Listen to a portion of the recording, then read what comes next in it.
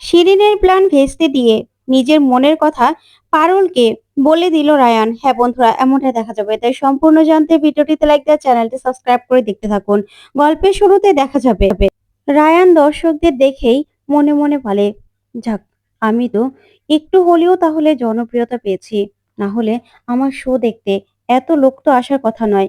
তারপরে দেখা যাবে রায়ান বলে, এই তো আমি একটু মনে মনে জোর পাচ্ছি। এবার পারুলকে আমি আমার মনের কথা বলে দিতে পারবো। আজকে শোটা ভালোভাবে হয়ে যাক, তারপরে পারুলকে আমি আমার মনের কথা বলবো। ঠিক তখনই পারুল আর কৌশালী সেখানে গিয়ে পৌঁছয়। তখন পারুলকে দেখেই রায়ান ভীষণ খুশি হয়ে যায়, এগিয়ে যায় আর বলে, পারুল, তুই সত্যি আমার পারফরমেন্স দেখতে এসেছিস? তখন এই কথা শুনে পারুল অবাক হয়। তখন রায়ান বলে, দেখ, তোর জন্য আমি একদম সামনে সিট রেখেছি। তুই এখানে বস। বস না পিসিমণি, তুমি এখানে বসো। তোমরা এসেছো, আমার খুব ভালো লাগছে। তারপরে দেখা যাবে পারুলকে বলে, শোন, তুই না একদম এখানে বসে থাকবি। তোর মুখের এক্সপ্রেশন দেখলেই আমি না মনে জোর পাই। আর আমি ঠিক বুঝতে পারবো যে ভালো লেগেছে না খারাপ লেগেছে তোর। ঠিক আছে? তুই কিন্তু বলবি আমাকে। তখন পারুল বলে, এটা কি রায়ন? আমি তো তোর সবসময় ফ্যান। তোর সবকিছু আমার ভালো লাগে। আর তোর পারফরম্যান্স তো আমার সবসময় ভালো লাগে। এখন আমি এখানে বসে থেকে তোকে বলতে হবে? তাহলে তো বাকি দর্শকদের মতোই আমি হয়ে গেলাম। তখন রায়ান বলে, না, না পারুল, এটা বলতে চাইনি। তুই আমার কাছে সবথেকে স্পেশাল। তোর ভালো লাগাটাই আমার কাছে সবকিছু পারুল। এই কথা বলে রায়ান বলে, আচ্ছা ওই দিকটা থেকে আমি একটু আসছি। এই বলে চলে গেলেই তারপরে কৌশালী পারুলকে বলে, আমি না রায়ানের ব্যাপারটা কিছুই বুঝতে পারি না পারুল। তোমাকে কাছেও টানে না, আবার দূরেও যেতে দেয় না। দেখো না কত ভালোভাবে বলল। তখন পারুল বলে, পিসিমণি, আমি না সবসময় চাই জো ভালো থাকো। তারপরে কৌশালী বলে, আমি না ছেলেটার মতিগতি কিছুই বুঝতে পারি না।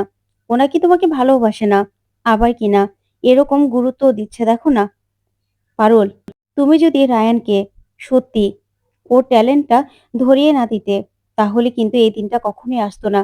তখন পারুল বলে, আসলে পিসিমণি, আমি না চাই যে ও ওর মতো করে ভালো থাকুক।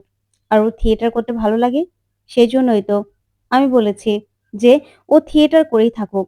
তাহলেই তো ওর নিজের মনের কথাও শুনতে পারবে, তাই না? তারপরেই পারুল বলে, এতে যদি আমি ওর জীবনে নাও থাকি, আমাদের যদি ডিভোর্সও হয়ে যায়, তারপরেও ওর সাফল্য দেখলে আমার সবসময় ভালো লাগবে। ওইদিকে রায়ান ভিতরে যায়, গিয়ে সবাইকে বলে, আচ্ছা, টিকিট কতদূর বিক্রি হলো? তখন রায়ানের বাবা বলে, সেটা তো আমি বলতে পারবো না, ঋত্বিক আর মল্লার বলতে পারবে।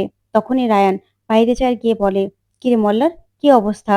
তখনই মল্লার বলে, আসলে তারপরে মল্লার বলে ওঠে, সব টিকিট বিক্রি হয়ে গেছে ব্রো, হাউসফুল। তখন এই বলেই ওরা ভীষণ খুশি হয়। তারপর ওরা চলে গেলে রায়ানও ভীষণ খুশি আর বলে, সত্যি শো তাহলে ভালো হবে।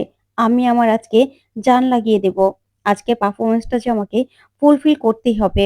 আমি পারুলকে তারপরে আমার মনের কথা বলবো। আমি জানি পারুল আমাকে ছেড়ে কিছুতেই যেতে পারবে না। এই বলেই রায়ান পারুলের কাছে যায়। তখন পিসিমণিকে বলে, পিসিমণি, যাই, এখনই পারফরমেন্স শুরু হয়ে যাবে। তখন পিসিমণি বলে, যা। তারপরেই পারুল বলে, রায়ান, মন দিয়ে নিজের পারফরমেন্স কর। দেখবি তোর প্রশংসা সবাই করবে। তোর পারফরমেন্স সবাই মুগ্ধ হয়ে দেখবে। তুই দেখবি সবার মন জিতে নিবি। তখনই রায়ান মনে মনে বলে, পারুল, আমি তো শুধুমাত্র তোর মন জিতে নিতে চাই। তোকে আমি বলতে চাই যে আমি তোকে ভালোবাসি পারুল। আমি জানি তারপরে তুই আমাকে কিছুতেই আর ছেড়ে যেতে পারবি না। তারপরে রায়ান মুচকি মুচকি হাসতে থাকে এই কথা বলে। তারপর সেখান থেকে চলে গেলেই ওইদিকে শিরিন স্টেজে বসা। তখন মনে মনে বলে, রায়ান, খুব খুশি হয়েছিস তাই না? এইভাবে পুরো টিকিটগুলো সব বিক্রি হয়ে যাওয়াতে তুই ভাবছিস যে আজকে শোটা তুই ভালোভাবে করতে পারবি? তারপরে পারুলকে তুই প্রপোজ করতে পারবি? না, এটা আমি কিছুতে হতে দেব না। আমাকে নিজের স্বপ্নগুলো পূরণ করতে না দিয়ে আমি তোকে ভালোবেসেছি, কিন্তু আমি তোকে পাইনি। তাই আমি পারুলকেও তোকে পেতে দেব না। দেখ না, আজকের এই শোটা আমি কিছুতেই পুরোপুরি হতে দেব না। কিছুতেই না। তারপরে শিরিন সেই স্টেজে বসে থাকে। ওইদিকে দেখা যাবে শো শুরু হয়ে যায়। তারপরে রায়ান এক রাজু জোকারের গল্প শুরু করে দেয় যে আগের মানুষ সবাই সার্কাস খেলা দেখতো, আর সেখানে রাজু জোকার সবাইকে হাসাতো। আস্তে আস্তে সেই সার্কাস খেলা বন্ধ হয়ে যায়। মানুষ সিনেমা, তারপরেই মোবাইল সবকিছুতে আসক্ত হয়ে পড়ে। যার কারণে ওই সার্কাস আস্তে, আস্তে বন্ধ হয়ে যায়। তখন রাজু জোকার একা হয়ে যায়। রাজু জোকার ছিল মা-বাবা মরা একমাত্র ছেলে, যার কেউ ছিল না। তখনই দেখা যাবে রায়ান নিজের বেস্ট পারফরম্যান্স গুলো দিতে থাকে। যা দেখে সবাই স্তব্ধ হয়ে দেখতে থাকে। একটু পরে, পরে সবাই হাতে তালি দেয়। তখন কৌশালী বলে, "দেখেছো সবার কত ভালো লাগছে পারুল। সবাই কত খুশি হচ্ছে।" তখন পারুল বলে, "আমি জানতাম পিসিমণি।